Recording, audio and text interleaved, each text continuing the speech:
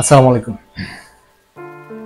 সুশান্ত পালে যখন বিসিএস এ ফার্স্ট হয় তখন সবচেয়ে বেশি উনি সমালোচনা করে ঢাকা ইউনিভার্সিটির, এবং যে উনি অভিযোগগুলো দিছিল সবগুলো মিথ্যে একটা অভিযোগ ছিল। যদিও আপনারা হয়তো এগুলো বিভিন্ন জায়গায় সার্চ করলে পাবেন।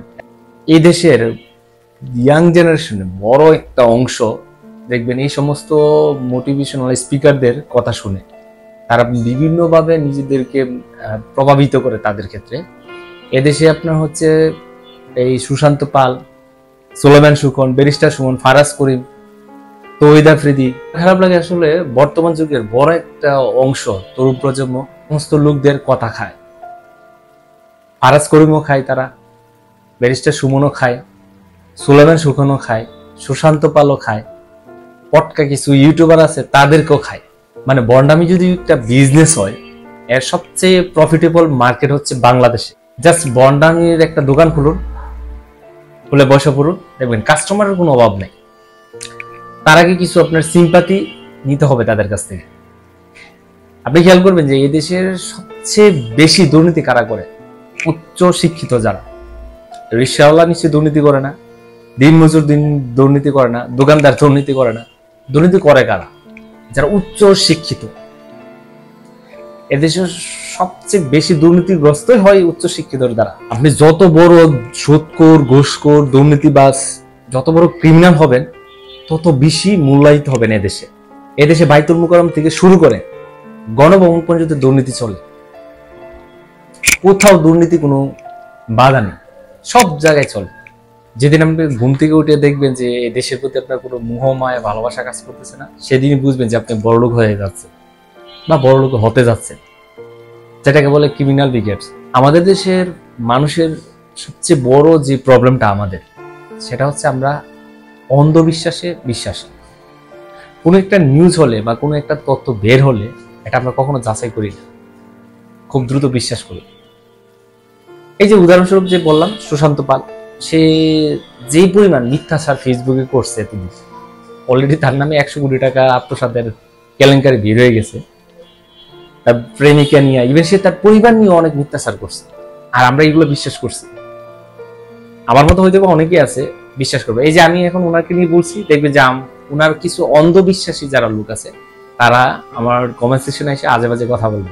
আমি জানি, শুধু ওনার না, সুলেমান সুখনের কথা বলি, ব্যারিস্টার সুমনের কথা বলেন, ফারাজ করিমের কথা বলেন, তারপর হচ্ছে তৌহিদ আফ্রিদির কথা বলেন। এই ইয়াং জেনারেশন হচ্ছে এদেরকে এমন ভাবে তারা প্রমোট করছে যে এখন তারা একদম ফেরেশতা, তারা কোনো প্রকার ভুল করতেই পারে না।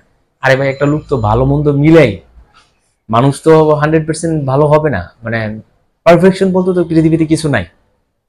তাদের অনেক ভালো গুণ আছে, অবশ্যই তাদের সাথে অ্যাপ্রিসিয়েট করি, কিন্তু তাদের ভালো গুণের চেয়ে খারাপ গুণটা বেশি। এবং তাদের খারাপ গুণটা এতটাই অন্ধকার আচ্ছন্ন যেগুলো তরুণ প্রজন্মকে গ্রাস করে। আমরা আসলে অন্ধ জাতি। দুর্নীতি আপনি কোথাও কোন জায়গাতে পাইবেন না বলেন আপনি?